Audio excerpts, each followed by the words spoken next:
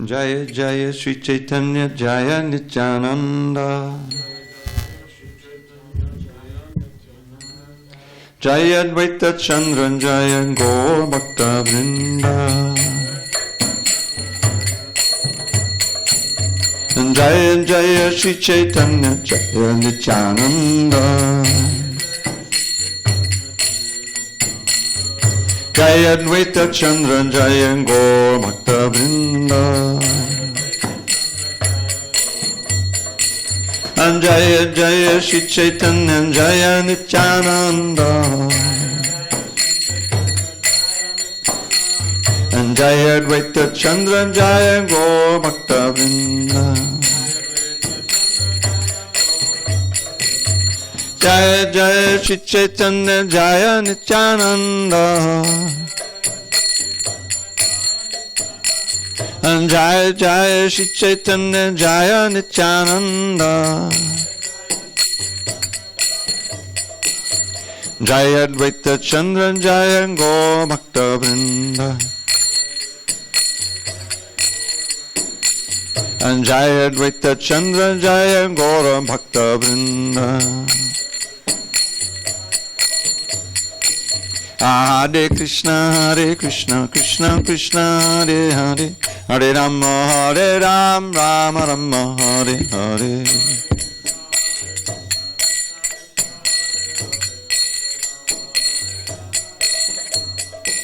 Hare Krishna, Krishna Krishna, Hare Hare, Hare Rama, Rama Rama, Hare Hare.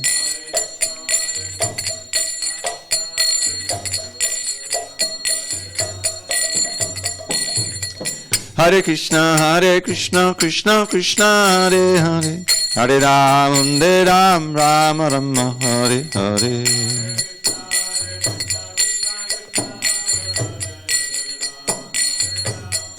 Nitya Gaura Haribo, Haribo, Haribo, Gaura Haribo.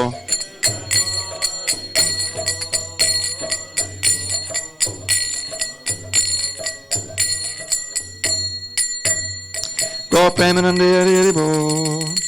Jai Vishpat Paramahansa, Padavajikacharya, Ashtotar Tata Sri Srimad, Divine Grace, Srila A.C. Bhaktivedanta Swami Prabhupada Ki Jai. ISKCON BBT Founder Acharya Srila Prabhupada Ki Jai. Jayam Vishnupada Paramahansa, Padavajikacharya, Ashtotar Tata Sri Srimad, His Divine Grace, Srila Bhakti Siddhanta Saraswati Thakur Ki Jai. Ananta Koti Vaishnavindra Ki Jai.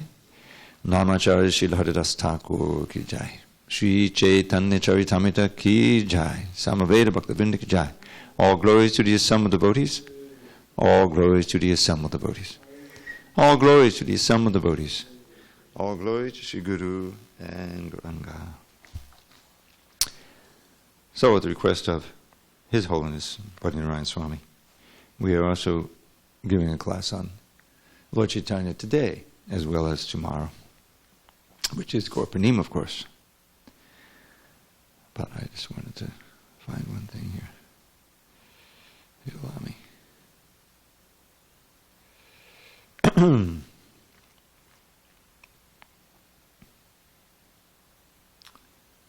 Yeah. Okay.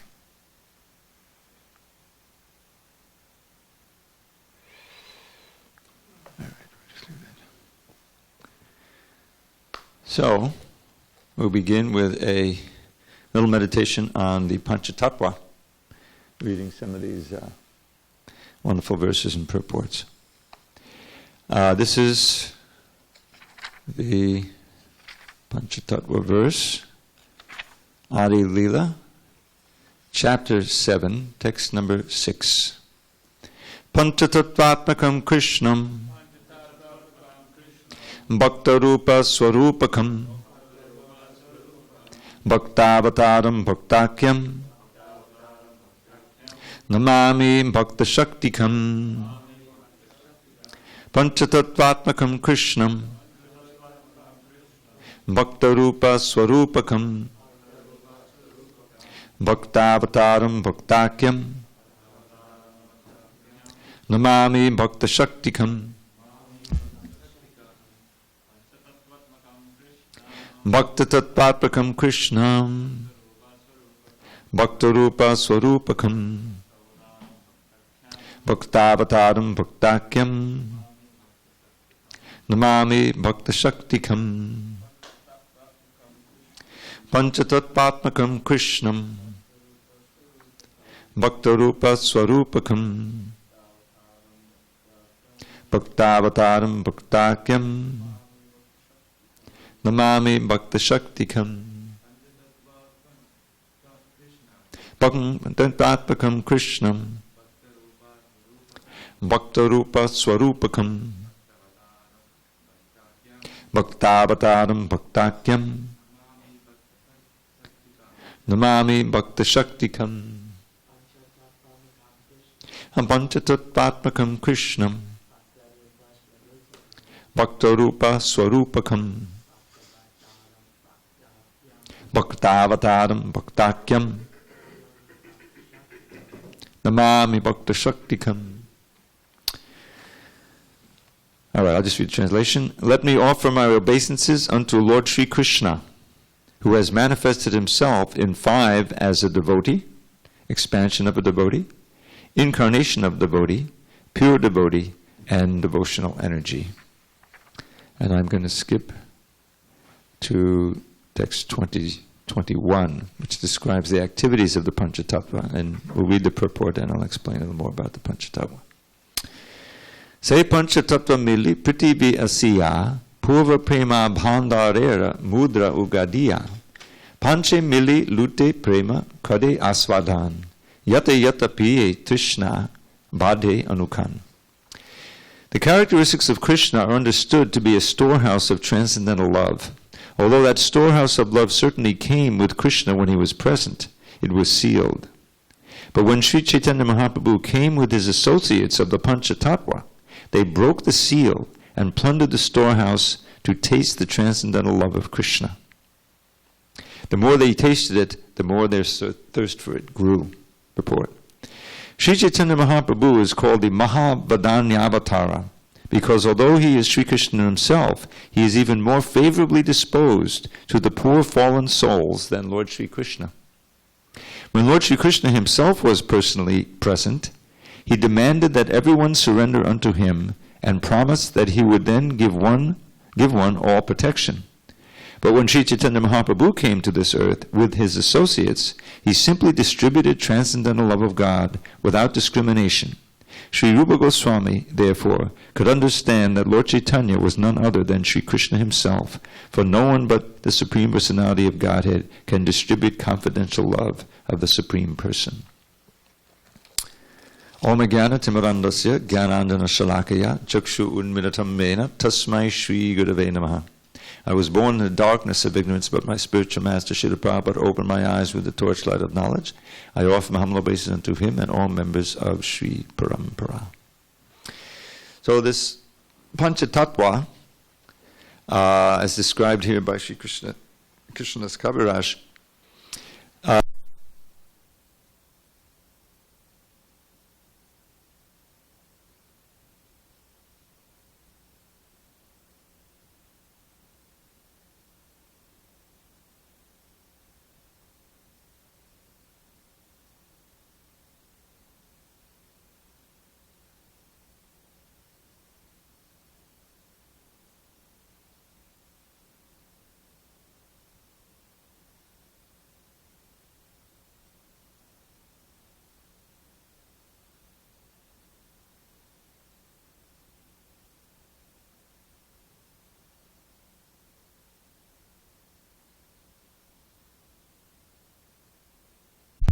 whatever it is, was given to us by Srila Prabhupada, and we are encouraged in this Adi Leela. It's very important to chant that Panchatattva mantra before chanting Hare Krishna, especially in Kirtan.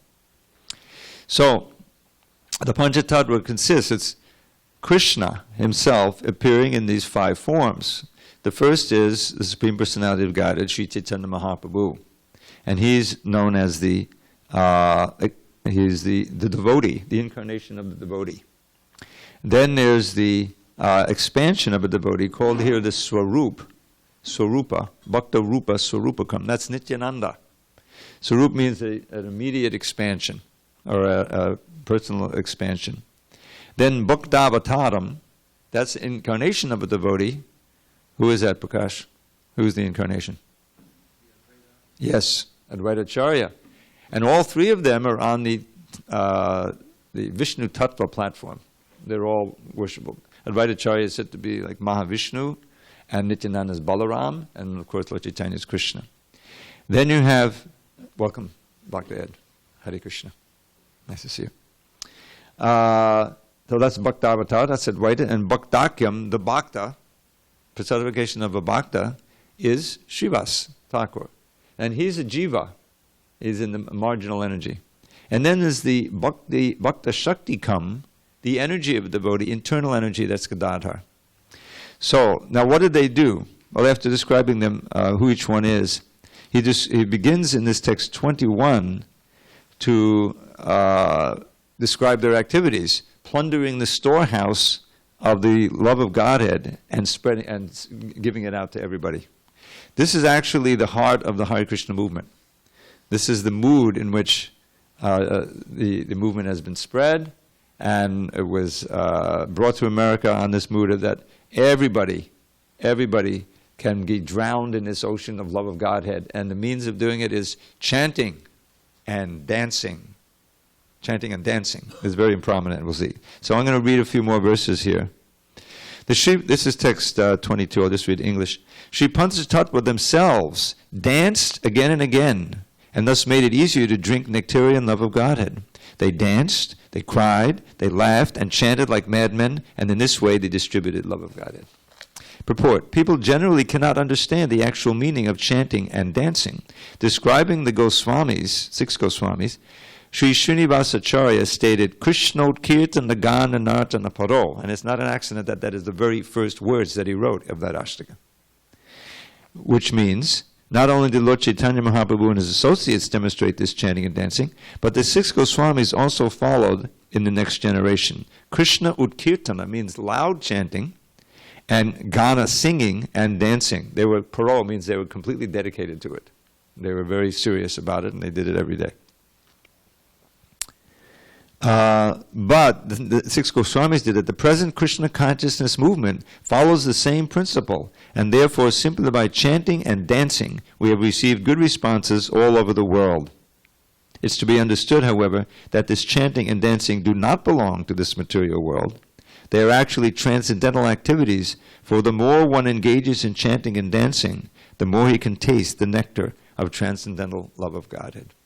Golokayara Prema Dana Harinama Sankirtana, that's this Harinam Sankirtan, chanting and dancing, has been imported from the spiritual world, Goloka Vrindavan. So it's not something material, there's great power in it. In distributing love of Godhead, text 23 is the text, the translation. In distributing love of Godhead, Chaitanya Mahaprabhu and his associates did not consider who was a fit candidate and who was not, nor where such distribution should or should not take place. They made no conditions. Wherever they got the opportunity, the members of the Panchatattva distributed love of Godhead. Purport. There are some rascals who dare to speak against the mission of Lord Chaitanya by criticizing the Krishna consciousness movement for accepting Europeans and Americans, which was the ones who it consisted of at that time, as Brahmins and offering them sannyas. But here is an authoritative statement that in distributing love of God, one should not consider whether the recipients are Europeans, Americans, Hindus, Muslims, etc. Krishna consciousness movement should be spread wherever possible, one should accept those who thus become Vaishnavas as being greater than Brahmins, Hindus, Indians. Lord Chaitanya desired that his name be spread in each and every town and village on the surface of the globe. He not only desired it, but he predicted that it would happen. Therefore, when the cult of Lord Chaitanya is spread all over the world, should those who embrace it not be accepted as Vaishnavas, Brahmins, and sannyasis? These foolish arguments are sometimes raised by envious rascals, but Krishna-conscious devotees do not care about them. We strictly follow the principles set down by the Panchatattva. Now this is a central principle that really underlies all of our being here, except for Mahaprabhu, who was kind of born into the tradition. I assume that no one else here was born, maybe not so much. Kind of. But the whole idea of it spreading everywhere, the Russians, the Mongolians, the Africans, That's coming straight from Lord Chaitanya. They did not consider who was fit or who was not. The whole idea is that the process is so powerful that if you just take it up from whatever platform, the most sinful demon, murderers, and whatever you may have done in your past, it's so purifying that that if you take it seriously, you will become qualified. The process itself makes you qualified. Now, this is a very revolutionary concept. And when Lord Chaitanya started preaching this in Bengal, back in the 15th century, 16th century, then the local Brahmins were aghast. They were offended because it's a threat to their position, the caste position, you see, which has become endemic in India now. But the whole idea is that it's directly directed toward the soul, the spirit, not the external body, which is, after all, very temporary and incidental. So this revolutionary idea is why Krishna consciousness is pertinent to every living being on the planet, especially human beings. Okay, so let's see. Now one more, and then I'm going to read this wonderful summary of Lord Chaitanya's life by Bhaktivinoda Thakur. We hear about this English pamphlet that he sent around the world. Prabhupada was very taken with the idea that it was sent around in 1896, which was the year of his birth. And it reached this hemisphere in Montreal, in McGill University, where it was discovered by Brahmananda, I think, found it and brought to Prabhupada. But it was in English. It was like one of the first, a piece of literature written in English by a devotee who, intended to start the spread of Krishna consciousness all over the world. So the Life and Precepts. So the life was in two forms. One was this English essay, which I'll try to read through. It's a nice summary of Lord Chaitanya's life. And also in the form of the Gauranga Lila Smarana Mangala Stotra, which was a Sanskrit summarizing Lord Chaitanya's life, which is very beautiful also. And the precepts are a nice essay describing the teachings, which appeared once in the Back to Godhead magazine. Although the members of Panchatattva plundered the storehouse of love of God and ate and distributed its contents, there was no scarcity, for this wonderful storehouse is so complete that as love is distributed, the supply increases hundreds of times. So that's obviously transcendental. The flood of love of God swelled in all directions, and thus young men, old men, women, and children were all immersed in that inundation. And here's a prediction. This is a text. The Krishna consciousness movement will inundate the entire world and drown everyone, whether one be a gentleman, a rogue, or even a lame invalid or blind. So this is a prediction. Prabhupada again defends his American and European disciples. When the 5 members of the Panchatattva saw the entire world drowned in love of God and the seed of material enjoyment in the living entities completely destroyed, they all became exceedingly happy. So these two, one goes up, one goes down. The more that we take the Krishna consciousness and taste the nectar of Krishna consciousness, which is love of Godhead manifesting, the seed of devotion, the desire for material sense pleasure should decrease. That flame, that burning desire, which is what keeps us here, should be extinguished. And I'm just going to read this paragraph, and then we'll end with this little meditation on the Panchatattva. In this connection, Bhaktisiddhanta Saraswati Thakur writes in his Anubhashya that since the living entities all belong to the marginal potency of the Lord, each and every living entity has a natural tendency to become Krishna conscious, although at the same time the seed of material enjoyment is undoubtedly within him. The seed of material enjoyment, watered by the course of material nature, fructifies to become a tree of material entanglement that endows the living entity with all kinds of material enjoyment.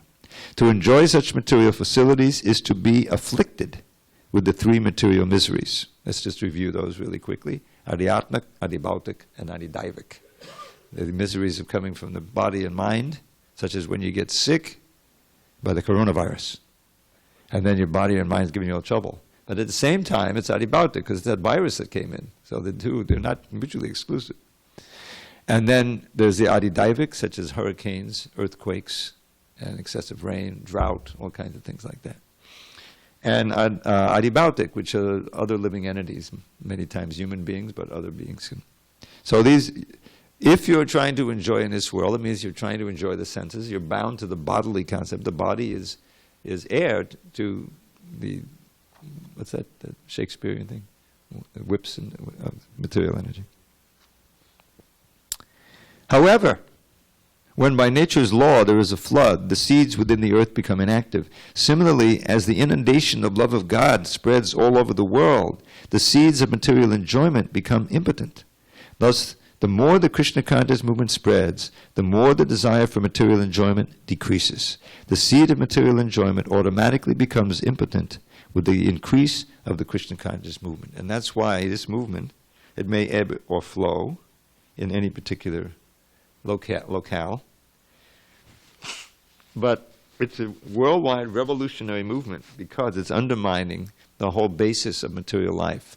Capitalism is built on sense gratification, greed, all of the things we try to give up, lust, and it involves exploiting others, exploiting the world, even to the point of madly destroying the very environment that we live in. There's a madness there, you know. Isn't it? It's mad. So, where's the sanity going to come from? From Krishna consciousness. The real source of enjoyment is within. The great devotees, they can sit anywhere under a tree, you know, with the minimum, like the Goswamis. They had minimal eating, minimal sleeping, and no home. It was like even the basics were minimized. But they were gopi bhavara samatabdad harikalola magnomoha. Again and again, they were diving into the ocean of gopi bhava, the highest levels of intense, extreme pleasure that comes from loving Krishna, like the gopis. So what did they need to do that? You know, basically just the ear and the tongue. You know, maybe some beads for chanting. That's it. You know, you see how revolutionary that is in a consumer society. Even our little ashrams. You know, and when in the 60s and 70s, when the movement was growing, it freaked everyone out. The parents especially, you know, oh, my child, you know, what's going to happen? You know, he's joining this cult and deprogramming, all kinds of things going on. Because suddenly he didn't want to be a businessman, lawyer, doctor, you know, he just went on Hare Krishna. So that revolution is still going on, and the potency is there because it's Krishna's potency. So I thought we would... And the more the five members of Panchatattva cause the rains of love of God to fall, the more the inundation increases and spreads all over the world. And then he goes into a whole reason, well, who couldn't take to it? The impersonalists, the fruit of workers, the false logicians, the blasphemers, non-devotees, lowest among the student community. They were all expert at avoiding Krishna consciousness, and so Lord Chaitanya took sannyas. This was all, the Panchatattva, that was all in Navadvip, in Mayapur. But then he left everything, become a citizen of the world to try to help everybody, and because they would automatically respect him. Even these logicians are part of the Vedic culture, and that would be good for them, you see. So that's, it describes here. Then he meets with Prakashananda Saraswati, converts him and his thousands of Mayavadi followers, takes over Benares. There's a whole lot in this chapter 7. That's why it was published first. This Adi Leela chapter 7, Prabhupada saw is so important. Defeating the Mayavadis and inspiring the devotees with this account of the Panchatattva. It was published first as an individual book, Lord Chaitanya in 5 features. So now I'd like to segue to a nice summary of Lord Chaitanya's Leela in the introduction, or prologue, to the teachings of Lord Chaitanya. The teachings of Lord Chaitanya was actually the first substantial book, I think, and that and the abridged Gita came out about the same time. They came out in 68, 69. And, probably externally he didn't know how much time he had. You know, he didn't know if he was going to be able to finish the Bhagavatam, which he wasn't able to finish, actually. But he wanted to get these teachings of Lord Chaitanya out so that they could enliven and enlighten his disciples. So this was a real labor of love. It came out early, and Prabhupada wanted to give a summary of Lord Chaitanya's life, which he'd already done in the introduction to his Bhagavatams. But this is a much more accessible book, much smaller. So, I'll just read this real quick. This account originally appeared in a short work by Bhaktivinoda Thakur entitled Sri Chaitanya Mahaprabhu, His Life and Precepts, published in August of 1896. Chaitanya Mahaprabhu was born in Mayapur in the town of Nadia just after sunset on the evening of the 23rd Falgun, 1407 Chakabda. That's, by the lunar calendar, that's tomorrow. But it answered to the 18th of February, 1486 of the Christian era. That's the actual the solar birthday. And that's confirmed, believe it or not, by this little GCal app. You can dial it all the way back to 1486, and it tells you, yep, February 18th. Interesting. The moon was eclipsed at the time of his birth, and the people of Nadia were then engaged, as was usual on such occasions, in bathing in the Bhagirati, that's a tributary of the Ganges, with loud cheers of Hari Bol. His father, Jagannath Mishra, a poor Brahmin of the Vedic order, and his mother, Shachi Devi, a model good woman. Now this is Bhaktivinoda's English, 19th century English, very refined. So he has these nice. He calls Lord Chaitanya a lad, many times you see. It's very sweet. They both descended from Brahmin stock, originally residing in Sylhet. Mahaprabhu was a beautiful child, and the ladies of the town came to see him with presents. His mother's father, Pandit Nilambar Chakravarti, a renowned astrologer, foretold that the child would be a great personage in time, and he therefore gave him the name Vishvambar. Vishvambar means the maintainer of the universe. The ladies of the neighborhood styled him Gaur-Hari on account of his golden complexion, and his mother called him Nimai on account of the neem tree near which he was born. There's a neem tree there at his Gogapit, Ramapani. There's a neem tree there. I don't think it's the same neem tree. Oh, really? Okay. So that neem tree is available. You can go and see it. Beautiful as the lad was, everyone heartily loved to see him every day. As he grew up, he became a whimsical and frolicsome lad. After his 5th year, he was admitted to a Pathashala, a school, where he picked up Bengali in a very short time. Most of his contemporary biographers have mentioned certain anecdotes regarding Chaitanya, which are simple records of his early miracles. It's said that when he was an infant in his mother's arms, he wept continually, and when the neighborhood ladies cried, Hari Bol, he used to stop. He used to chant Hare Krishna, too, I think. So, in this way, he's preaching. He's getting them to chant just by his crying. Thus, there was continuation of the utterance of Hari Bol in the house, foreshadowing the future mission of the hero. It has also been stated that when his mother once gave him sweetmeats to eat, he ate clay instead of the food. His mother asking for the reason, he stated that as every sweetmeat was nothing but clay transformed, he could eat clay as well. His mother, who was, after all, the consort of a pundit, explained that every article in a special state was adapted to a special use. Earth, while in the state of a jug, could be used as a water pot, but in the state of a brick, such a use was not possible. Clay, therefore, in the form of sweetmeats, was usable as food, but not clay in its other states. The lad was convinced and admitted his stupidity in eating clay and agreed to avoid the mistake in the future. It's kind of a Mayavad thing, It's like it's all one, and then he's inducing you to preach against the Mayavadis. Another miraculous act has been related, and this is really a sweet pastime. If you have access, so I can make it available to you in the Chaitanya Bhagavat. This pastime, which he summarizes here. It is said that a Brahmin on pilgrimage became a guest in his house, cooked his food, and read his grace with meditation on Krishna, said his mantras. In the meantime, the lad came and ate up the cooked rice. The Brahmin, astonished at the lad's act, cooked again at the request of Jagannath Mishra. So it's first described there that, just elaborate this one, it's irresistible. So Jagannath Mishra was very angry. He's trying to raise this boy, so sometimes he has to discipline him. So he started chastising him, and the Brahmin was stopping him. He said, no, he's just a boy, he doesn't know the difference. So Jagannath Mishra was just brokenhearted because he invited this nice sadhu into his home, and he, invited him to cook and cleaned up the altar and provided the kitchen and the ingredients. And now it was spoiled. So he begged him, please cook again, please cook again. It was getting kind of late, it was already 8, 9 o'clock, But he said, okay, I'll cook again. So this time they took the boy into another, they took Nimai into another room, and the mother kept him on his lap, But when everything was done, he kind of cast his pole of Yoga Maya, so they put him down, took a little nap, and then he ran out and ate it again. So that you'll describe here. This time, so the Brahmin was persuaded to cook for the third, In the meantime, the lad came in. The Brahmin, astonished at the lad's act, cooked again at the request of Jagannath Mishra. The lad again ate up the cooked rice, while the Brahmin was offering the rice to Krishna with meditation.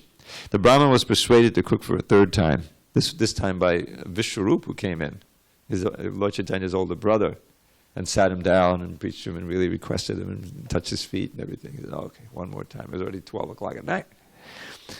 The Brahmin was persuaded. This time all the inmates of the house had fallen asleep. And the lad showed himself as Krishna to the traveler and blessed him. So he did it one more time, but he revealed that it was actually Krishna. But he warned him, don't reveal this to anybody, you'll be destroyed. I'll destroy you. He said, okay. But he stopped wandering. He just hung out in why should he wander? He found his worshipful Lord right there. And he would periodically come and see Lord Chaitanya. The Brahmin was then lost in ecstasy at the appearance of the object of his worship. It's also been stated that 2 thieves once stole away the lad from his father's door with a view to purloin his jewels and give him sweetmeats on the way. The lad exercised his illusory energy and deceived the thieves so that they took him back to his own house. The thieves, for fear of detection, left the boy there and fled. And you can imagine how, much anxiety they were. It's just like when Krishna is in Kaliya, And so, Heather, stay with us. Hare Krishna. Yeah, I know. Just keep your eyes open. The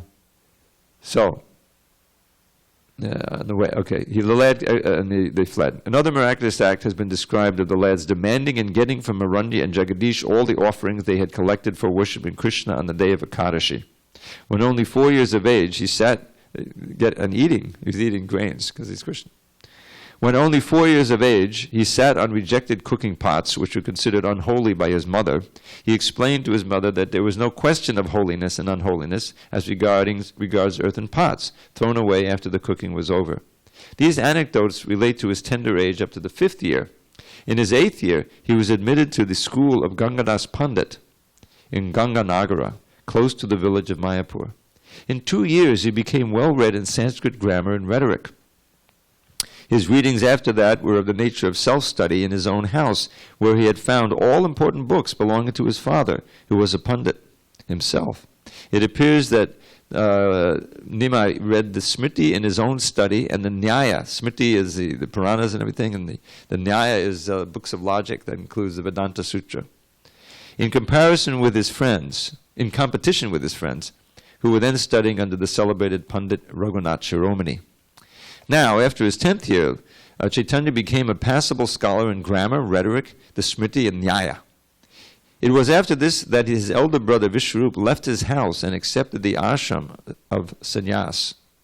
Chaitanya, though a very young boy, consoled his parents, saying that he would serve them with a view to please God.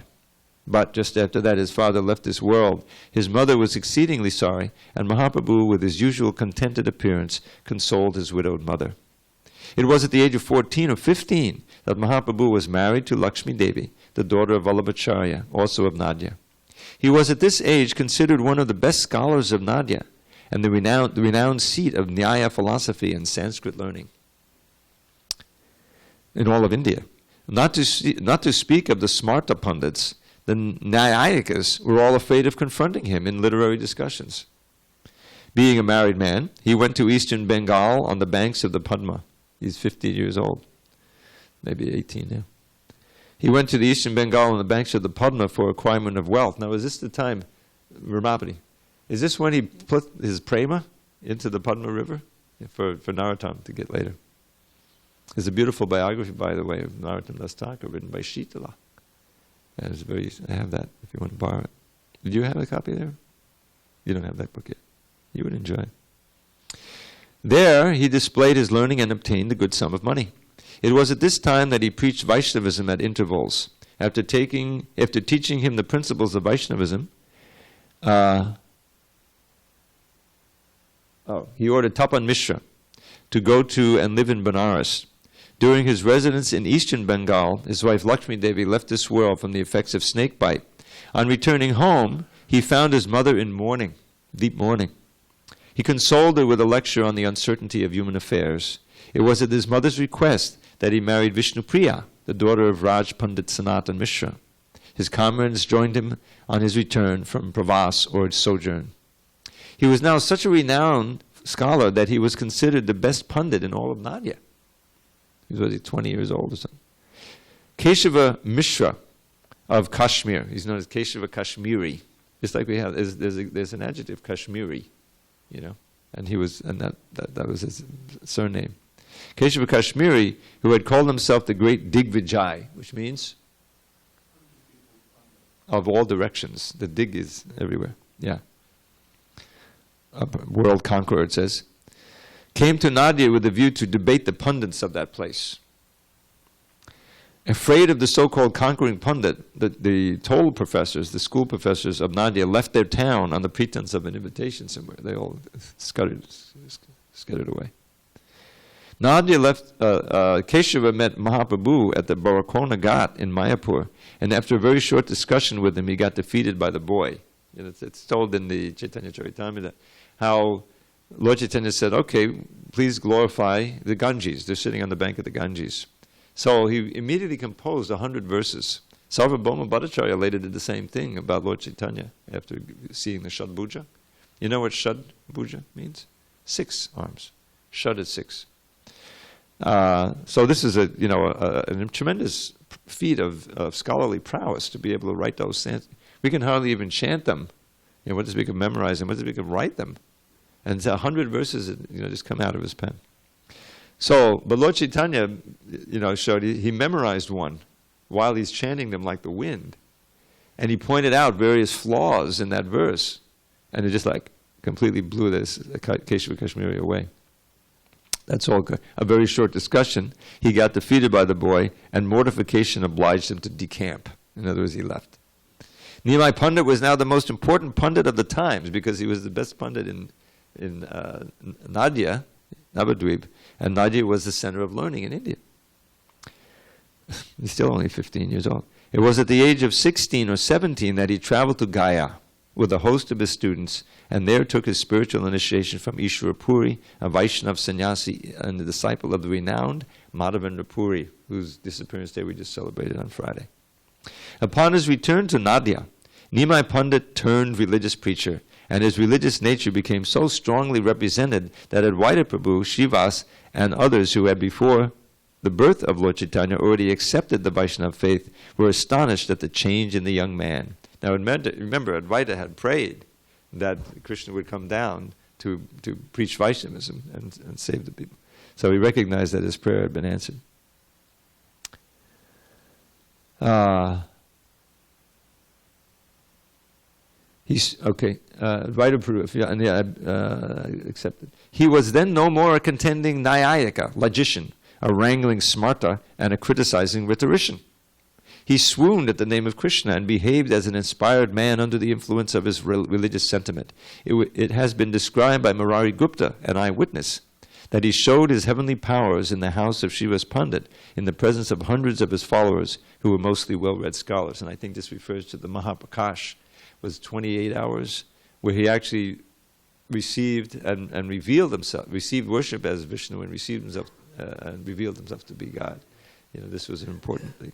And that's celebrated in the evening Artik song, which unfortunately we don't sing anymore. Kiba Jayo Jaya Gaura Chanda. It's describing that. Mahaprakash. It was at this time he opened a nocturnal school of kirtan in the compound of Shiva's Pandit, and you can go there when you go to I'm sorry? We can change your name when you get initiated. So this compound of Shiva's Pandit is right near the temple. When you go on pilgrimage, that's the first thing you go to, right? The parakram. And that's where the kirtan was going on. There he preached, there he sang, there he danced, and there he expressed all sorts of religious feelings. Nityananda Prabhu, who was then a preacher of Vaishnavism and who had completed his travels all over India, joined him at this time. He was waiting for Lord Chaitanya to manifest the Sankirtan movement. He was sitting up in Vrindavan. When he heard, he came down and he hid in the house of Nandanacharya, right? And only Lord Chaitanya knew he was there. And there's a beautiful description in Chaitanya Bhagavat of that first meeting. In fact, the host of Pandit preachers of Vaishnavism, all sincere at heart, came and joined him from different parts of Bengal. Nadia now became the regular seat of a host of Vaishnavacharyas, whose mission it was to spiritualize mankind with the highest influence of the Vaishnav creed. The first mandate that he issued to Prabhu Nityananda and Haridas was this: go, friends, go through the streets of the town, meet every man at his door, and ask him to sing the name of Hari with a holy life, and then come and report to me every evening the result of your preaching. What is it? Bolo Krishna, Bhadra Krishna, Koro Krishna Shiksha. Chant Shri Krishna's name and worship him with all your heart. Follow his instructions, and to others them impart. Still a good instruction. This is what he told Nityananda to tell all the people.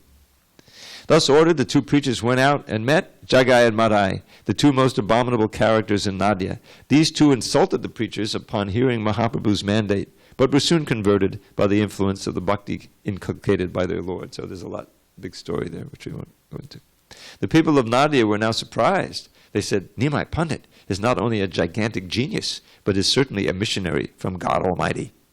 From this time to his 23rd year, Mahaprabhu preached his principles not only in Nadia, but in all the important towns and villages around his city. In the houses of his followers, he showed miracles, taught the esoteric principles of bhakti, and sang his Sankirtan with other bhaktas. His followers in the town of Nadia commenced to sing the holy name of Hari in the streets and bazaars. This created...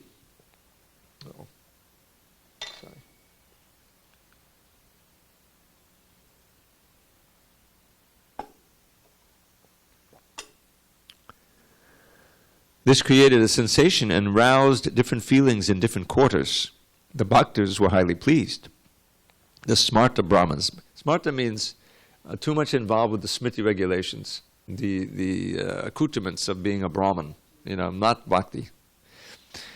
But the smarta brahmins became jealous of Nimai Pandit's success because their status was being challenged, and complained to Chankasi against the character of Chaitanya, claiming it was un-Hindu. Chankasi was the Muslim ruler there. The Qazi came to Srivas Pandit's house and broke a madanga drum there and declared that unless Nimai Pandit ceased to make noise about his queer religion, he would be obliged to enforce Mohammedanism upon him and his followers. It's to sprinkle them with water. That makes you a Mohammedan. This was brought to Mahaprabhu's notice. He ordered the townspeople to appear in the evening, each with a torch in his hand. He's talking about hundreds of thousands. Going out with the torch in the evening toward the Qazi's house, chanting Hare Krishna.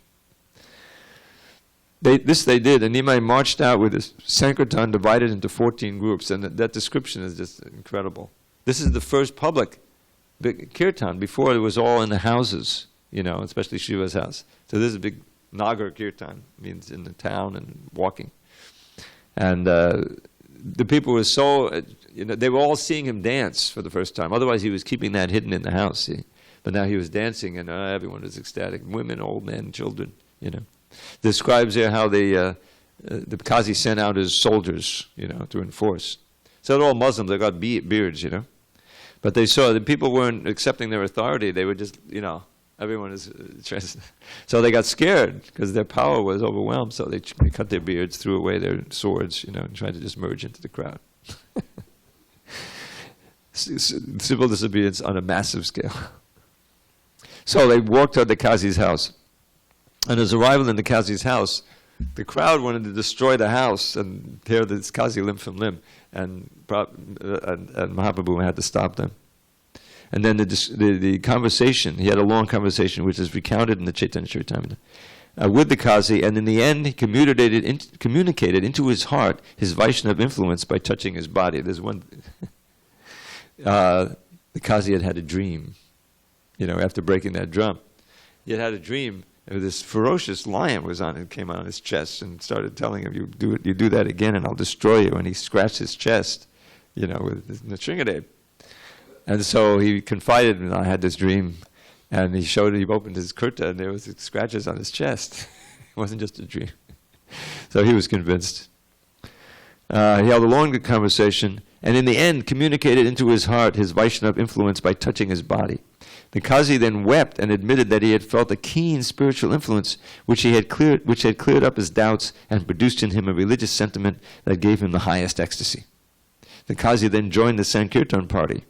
The world was astonished at the spiritual power of the great Lord, and hundreds of heretics converted and joined the banner of Vishvambar after this affair. It was after this that some of the jealous and low-minded Brahmins of Kulia picked a quarrel with Mahaprabhu and collected a party to oppose him. Nimai Pandit was naturally a soft-hearted person, though strong in his principles. He declared that party feelings and sectarianism were the two great enemies of progress, and he saw that as long as he should continue to be an inhabitant of Nadia, belonging to a certain family, his mission would not meet with complete success. He then resolved to be a citizen of the world by cutting off his connection with his particular family, caste, and creed, and with this resolution he embraced the position of a sannyasi at Katwa, under the guidance of Keshava Bharati of that town, in the 24th year of his life. His mother and wife wept bitterly for his separation, but our hero, though soft in heart, was a strong person in his principles. He left his little world in his house for the unlimited spiritual world of Krishna, with man in general. After his sannyas, he was induced to visit the house of Advaita Prabhu in Shantipur. Induced means tricked, actually. He was walking with Nityananda, not eating, 3 days fasting on the way to Vrindavan, just chanting, And but Nityananda had got the message, and when they got to the Ganges, he said, "Oh, look, we're at the Yamuna." Lord Chaitanya had lost track of time. This is the Yamuna, and Lord Chaitanya dived in. He chanted verse glorifying Yamuna, And then he saw Advaita coming in a rowboat. He said, "How'd you get to Vrindavan?" And he began to think, something's fishy here, This is not the Yamuna, it's the Ganges. And everybody said, no, it's the Yamuna. You see, when the Yamuna comes, it comes from the southern side. If you look at the map, and the Ganges comes from the northern side. So that continues all the way down into Bengal, and we're on the southern side. So this is actually a little, nyaya. He said, anyway, so he gave him a new set of clothes, and he got him in the boat, and he took him to Shantipur. Because nobody had a chance to say goodbye. Katwa is some distance, he took sannyas, and off he went to Vrindavan. So now all the devotees came, and then for days, a week or so, they had a festival every night, big kirtan, and his mother was there. That's the big thing. So she takes him on a lap. She's crying and everything. So Lord said, I took this sannyas out of madness. Whatever you order me to do, I should do. Now she could have said, okay, give up the sannyas and come back home. But she knew that would be a big black mark on his reputation, So she said, okay, just stay, make at least Jagannath Puri your headquarters. That way I'll get some news, because it's not so far. Vrindavan is very far, but Puri is not so far. So he agreed. That's why he spent 18 years there at the end. And he came to visit her also. Okay, so Advaita managed to invite all of Mahaprabhu's friends and admirers from Nadia and brought Shachi Devi to see her son. Both pleasure and pain invaded her heart when she saw her son in the attire of a sannyasi and no hair, As a sannyasi, Krishna Chaitanya put on nothing but a kopin and bahirvas, outer covering. His head was without hair, and his hands bore a danda, the tridandi, and a kamandalu, hermit's water pot. The holy son fell at the feet of his beloved mother and said, "Mother, this body is yours, and I must obey your orders. Permit me to go to Vrindavan for my spiritual attainments." The mother, in consultation with Advaita and others, asked her son to reside in Puri, the town of Jagannath, so that she could obtain news of him now and then. Mahaprabhu agreed to that proposition, and in a few days left Shantipur for Orissa. His biographers have described the journey of Krishna Chaitanya. That was the name he got after his sannyas. From Shantipur to Puri in great detail. He traveled along the side of the Bhagirati as far as Chhatrabhoga, situated now in Tanamarpur, 24 Parganas. There he took a boat and went as far as Prayag in the Midnapur district. Thence he walked through Balasore and Katak to Puri, seeing the temple of Bhuvaneshwar on his way. This is Prayag Ghat. This is a different thing. Upon his arrival at Puri, he saw Jagannath in the temple and resided with Sarvabhauma at the request of the latter. So there's a whole lot of pastime there. You can read it in the CC. Sarvabhauma was a gigantic pandit of the day. His readings knew no bounds. He was the best logician of the times and was known as the most erudite scholar in the Vedanta philosophy of the school of Shankaracharya. So he was a Mayavadi. He was born, but he was still in charge of the temple. He was born in Nadia and taught innumerable pupils in the Nyaya philosophy in the school there. He had left for Puri some time before the birth of Nimai Pandit. His brother-in-law, Gopinath Mishra, introduced our new sannyasi to Sarvabhauma, who was astonished at his personal beauty and feared that it would be difficult for the young man to maintain sannyas dharma during the long run of his life. So there's a little, Sarvabhauma first saw him when he entered the temple and fainted. And he looked like he had expired, but he was actually in samadhi. And then he very carefully had him brought to his home. So he showed him a lot of affection, and that was to his eternal benefit. So he would feel, how is he going to be able to take sannyas? He's only 24. Keep sannyas. He's only 24. Gopinath, who had known Mahaprabhu from Nadia, had a great reverence for him and declared that the sannyasi was not a common human being. On this point, Gopinath and Sarvabhauma had a hot discussion. Sarvabhauma then requested Mahaprabhu to hear Sarvabhauma's recitation of the Vedanta Sutras, to which the latter tacitly submitted.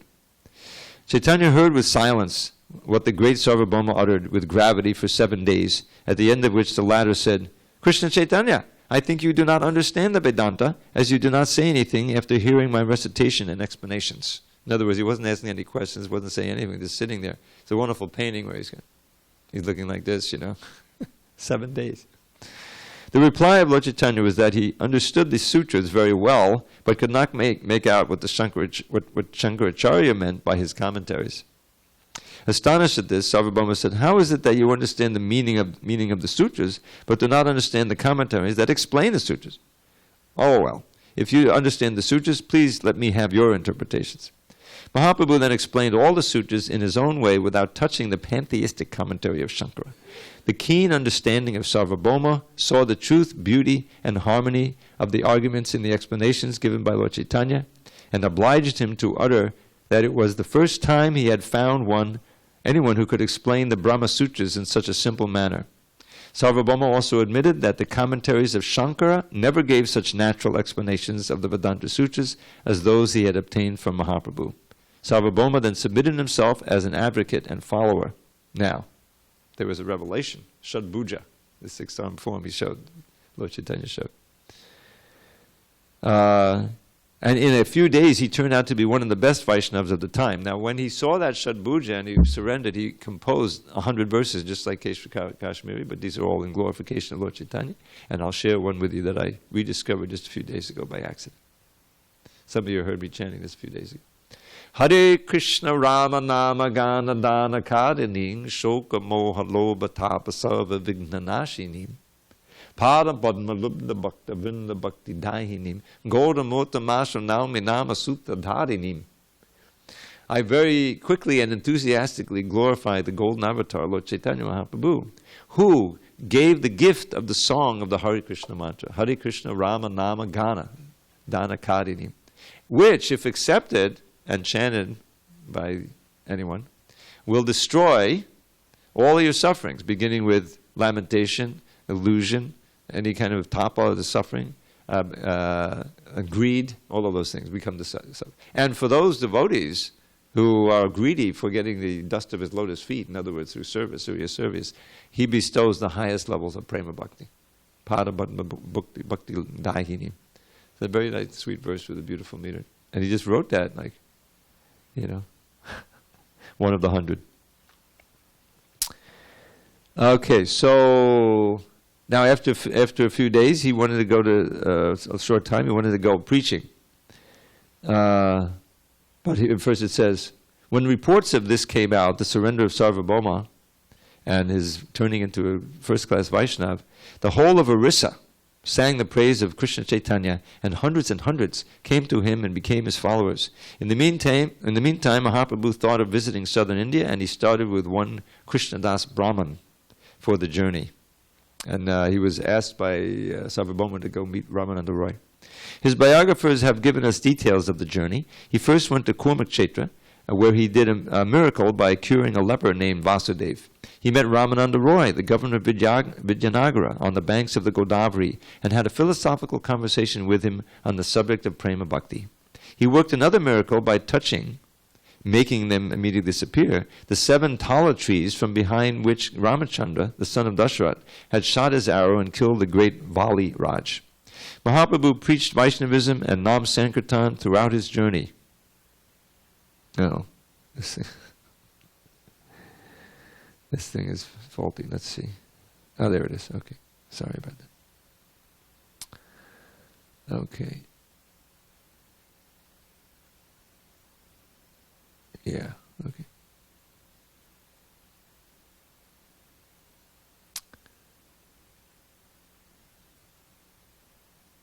Okay, sorry about that.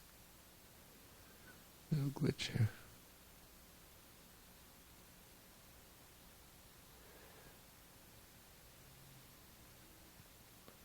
Okay.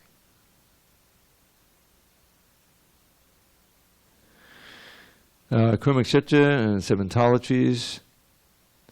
At Rangakshetra, he stayed for 4 months in the house of Venkata Bhatt in order to spend the rainy season. There he converted the whole family of Venkata from Ramanuja Vaishnavism to Krishna Bhakti, including the son of Venkata, a boy of 10 years named Gopal, who later became Swami, who afterwards came to Vrindavan and became one of the 6 Goswamis, prophets serving under the leadership of Krishna Chaitanya. Trained up in Sanskrit by his uncle Prabodhananda Saraswati, Gopal wrote several books on Vaishnavism, most famous of which is Hari Bhakti Vilas. Chaitanya visited numerous places in southern India as far as Cape Comorin, that's the tip of India, and returned to Puri in 2 years by Pandharpur on the Bhima. In this latter place he spiritualized one Tukaram, who became from that time a religious preacher himself. This fact has been admitted in his Abhangas, his writings, which have been collected in a volume by Satyanath Tagore. During his journey, he had discussions with the Buddhists, the Jains, and the Mayavadis in several places and converted all of them to Vaishnavism. Upon his return to Puri, King Prataparudra and several Pandit Brahmins joined the banner of Chaitanya Mahaprabhu. He was now 27 years of age. In his 28th year, he went to Bengal as far as Goda in Malda. There he picked up 2 great personages named Rupa and Sanatan. Though descended from the lines of the Carnatic Brahmins, these 2 brothers had turned demi-Mohammedans by their continual contact with Hussein Shah, the then emperor of Goda. Their names had been changed by the emperor to Dabur Khas and Sakar Malik, and their master loved them heartily as they were both learned in Persian, Arabic, and Sanskrit, and were loyal servants of the state. The 2 gentlemen had found no way to come back as regular Hindus and had written to the Mahaprabhu while he was at Puri for spiritual help. Mahaprabhu had written in reply that he would come to them and extricate them out of their spiritual difficulties. Now that he had come to Goda, both the brothers appeared before him with their long-standing prayer. And that prayer was uttered, Namo Mahavadanyaya Krishna Prema Padayate Krishnaya Krishna Chaitanya Namani Gaura Chadema. I offer my heavenly obeisance unto the most munificent avatar named Krishna, who is bestowing Krishna Prema. Prema Padayate Krishnaya. He's Krishna himself, but in the name of Krishna Chaitanya. I offer obeisance. The most munificent. So they met him there. Chaitanya returned to Puri through Shantipur. He ordered him to go to Vrindavan and meet him there. Chaitanya returned to Puri through Shantipur, where he again met his dear mother. After a short stay at Puri, he left for Vrindavan. This time he was accompanied by a Balabhadra Bhattacharya.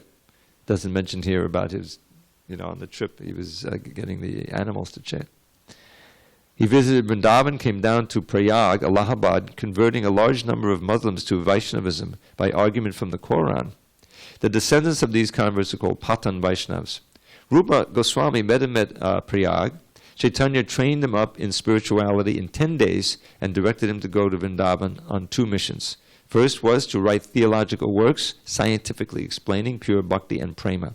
The second was to revive the places where Krishna Chandra had at the end of Dwapara Yuga exhibited his spiritual leela for the benefit of the religious world. Rupa left Allahabad or Prayag for Vrindavan, and Lord Chaitanya came down to Benares. There he resided in the house of Chandrasekhar, accepted his daily meal in the house of Tapan Mishra. You remember he had asked Tapan Mishra to go and reside in Benares, and this is why, because he knew he would eventually go there. Here it was that Sanatan joined him. and Sanatana Goswami joined him and took instruction for 2 months in spiritual matters.